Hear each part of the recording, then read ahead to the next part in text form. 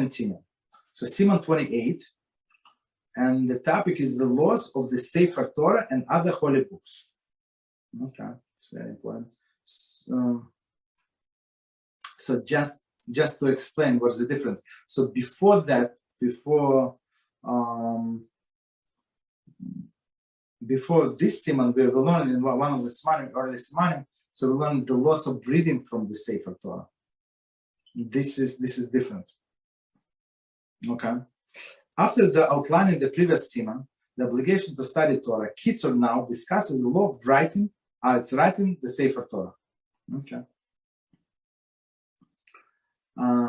According to many authorities, the purpose of the obligation to write Sefer Torah is to facilitate the study of the Torah. According to this view, which is shared by the Kitzur, this obligation also includes the purchase of the other Sefarim from which to study. So one of the obligations is to buy books, right? But also to write the Sefer Torah. And the simple logical explanation is, so when the Sofer writes the Sefer Torah, he has to copy from existing Torah. So when you copy and when you write on your own, so that's how people memorize things. Okay, so if you want to memorize things, you have to write down. Okay, Sif number 1. It is positive commandment incumbent upon every Jewish man to write his own Sefer Torah. For the verse Dvarim 31:8-19 states, so now write this song for yourselves. Okay. Although the song referred to this verse is a song of Hazino. Hazino is a separate chapter, is a song in Dvarim 33 and verses 1-43. Our sages of less memory received through the oral tradition that this verse must be interpreted as a commandment to write the entire Torah that contains song of Hazin. So even though they said it's the source of this commandment in this Dvarim, and it looks like it was only about this song that it says in that chapter, right? Our sages, we have oral tradition, not only that chapter, but complete Sefer Torah.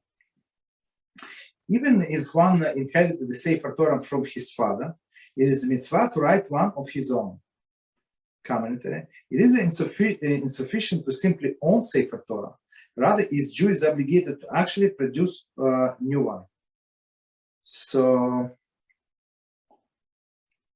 just because he got it from his father, it's not enough. Right? He has to write a new one. And many times this Sefer Torah that he got from his father, because of the age, it's possible. We cannot use it. And to fix it, so I saw like several, I don't know how many of them. So the people explain it. The owners explain it. To fix the Sefer Torah would be like 30% of the buying a new one, and only fixing. So it's not good in one place. So who knows that tomorrow they're going to have problems in another place. So in many times it's not worth it to fix all the Sefer Torah. Okay, but because of the ink, because of the age, because of the condition it was stored in. So not everybody can afford their condition in storage and stuff like that. So it's understandable. Okay.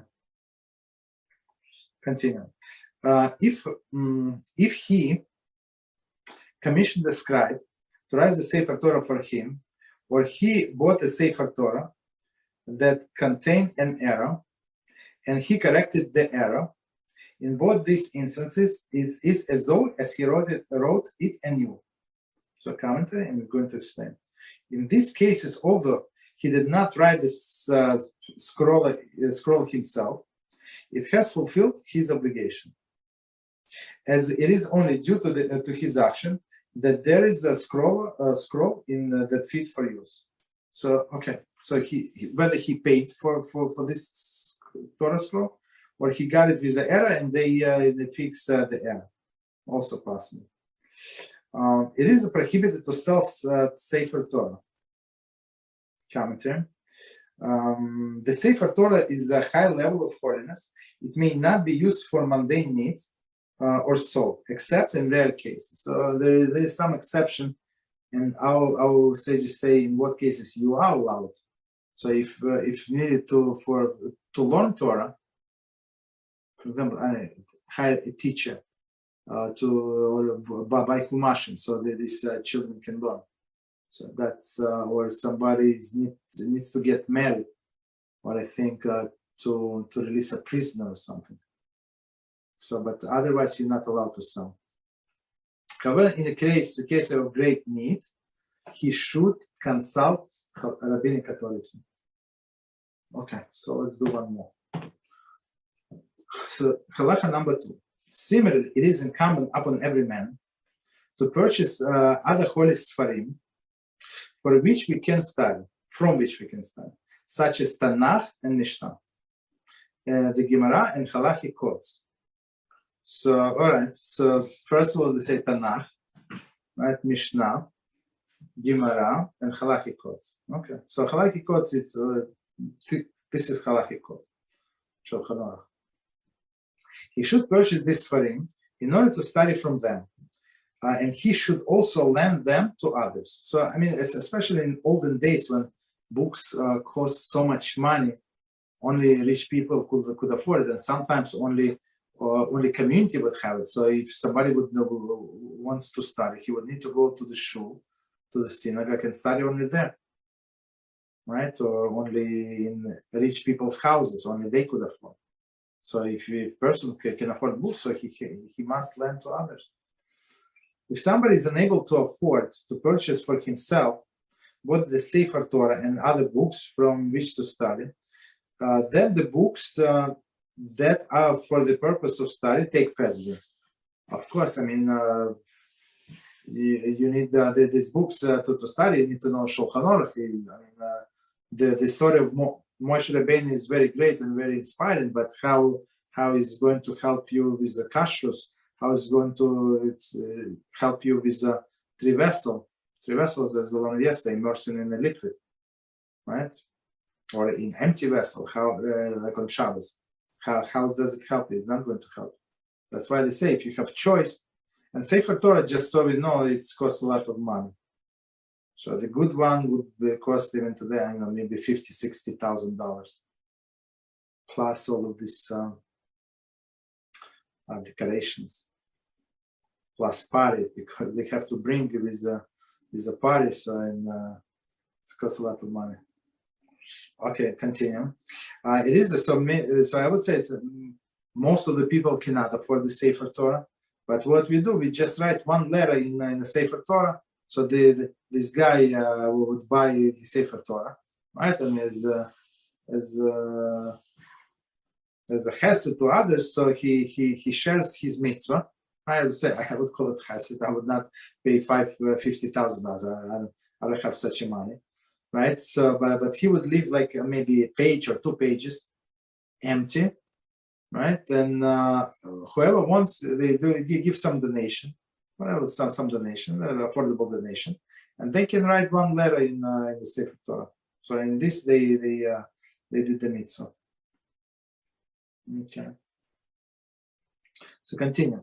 It is in regard to the purchasing Sefarim that our sages of blessed memory explain in verse in Tehillim 1:12:3, and his righteousness endures forever. They explain that this refers to the one who writes, as well as one who purchases, meaning who ones who writes for him or purchases for him, and lends them to others. I mean, just if you purchase and never read this, it's not a good idea to have many unread Sefarim, right? Because it could be held against the person in one day. In Ksubas 50a, it states the Torah that is studied from this Sefarim is everlasting. Okay, we might forget, but our souls does not forget. Thus, the merit of the lending Sefarim and allowing the Torah study endures forever.